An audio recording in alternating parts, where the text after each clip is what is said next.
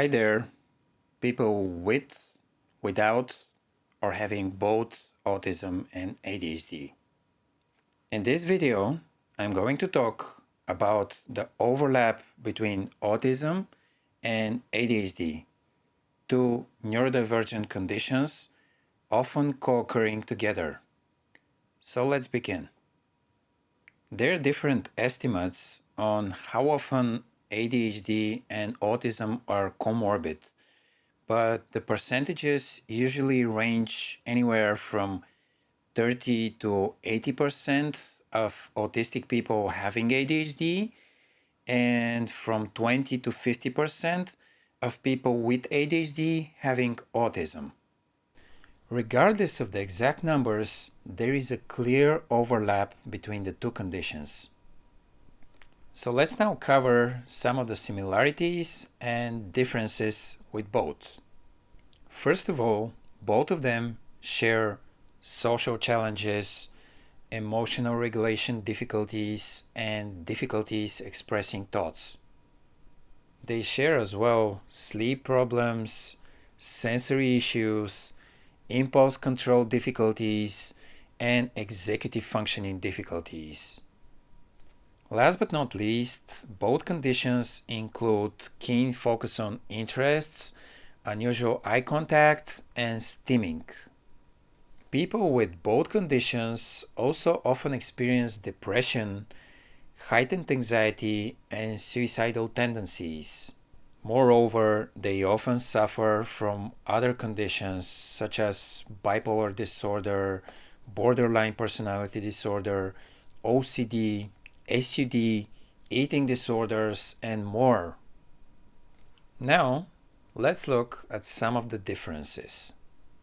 ADHD people love to seek novelty, while people on the autistic spectrum prefer sameness and routine. Stimming in autism often occurs from the need to cool down in stressful environments, for soothing oneself. While with ADHD, it usually comes from boredom and difficulties keeping attention on something. Another similar but different symptom in both conditions is experiencing social communication difficulties. While with autism, they stem from aloofness, rigidity, and sensory overload, with ADHD, they come from being inattentive, distracted, and easily bored. Autistic people who also have ADHD are more often than not hyperfocused, although some can exhibit attention deficit and act in a distracted manner.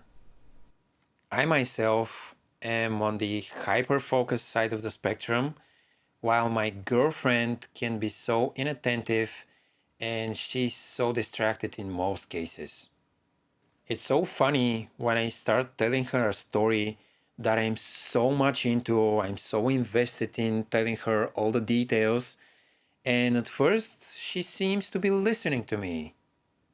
Then in a minute, her mind is already somewhere else, looking at her surroundings, exploring something else, and having not left a single drop of attention for the story I was telling. Last but not least, I want to touch on impulse control. Usually, ADHD people are very impulsive when it comes to switching their attention to something new and exciting. However, with autistic people, being impulsive very often stems from feeling so uncomfortable in given situations. Special interests also have a bit of a different flavor in both of the conditions. Autistic individuals tend to have long-going interests which they devote much of their time to and they often get experts in, while people with ADHD often turn from one thing to the next and next and next when they get bored with it. Poor executive functioning also often arises from different issues with ADHD and with autism. In the first, people tend to get very easily distracted from doing or completing a task. While with the second, it is most often the case that worry, fear, or inability to communicate can make it impossible to function in certain situations. Unusual eye contact is also similar but different. While people on the autistic spectrum often feel uncomfortable looking somebody in the eye or looking somebody too much in the eye, ADHDers just feel distracted and look anywhere else. Having both conditions is a very exciting process for me. I examine myself and try to distinguish which behavior comes from my ADHD and which comes from my autism. As I said, I am very hyper focused with my special interests. However, I tend to lack attention in some social situations. I have difficulty with impulse control from both sides. With my autism, it usually comes from sensory overload and social anxiety. I can just storm out of the room or go into a meltdown if I become too distressed with the situation. On the other hand, my impulsivity stemming from my ADHD tends to make me very adventurous and risk taking. This has often pushed me into experimenting with substances. My special interests are mostly on my autism side. I just feel the pull to certain things and pour all of my time and resources into them. My difficulties expressing thoughts come both from my autism and from my ADHD. I am very socially anxious in some situations, which blocks me completely sometimes from really saying what I want to say. I just feel so uncomfortable. And in other situations, I can't seem to stop jumping from topic to topic as if I'm opening tab after tab after tab in my mind's browser. And I don't know what browser my mind runs, but it's operating pretty smoothly most of the times. So I can keep track on many topics at the same time. However, I'm pretty sure very often the other person I'm talking to cannot. My executive functioning difficulties usually come from my autism side.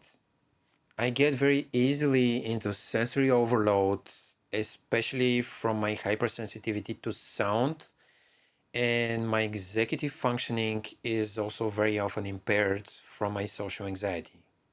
If I have a meltdown as well, it often takes me several days to recover from it. And when that is the case, during that time, I'm often unable to deal with even simple tasks. My stimming comes from both. I often stim when I'm bored, but most of the time I stim because I feel uncomfortable or socially anxious. And last but not least, I seek novelty because of my risk-taking behavior and my impulsivity. However, I also stick to routines, and very soon that novelty becomes a comfort zone I tend to spend some time on before moving on to the next thing.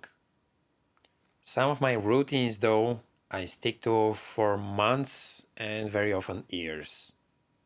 So, this is it for this comparison between ADHD and autism. There will be more to come in the future for sure. Thank you for watching, guys. I hope you enjoyed the video and my company, and I hope to see you next time. Until then,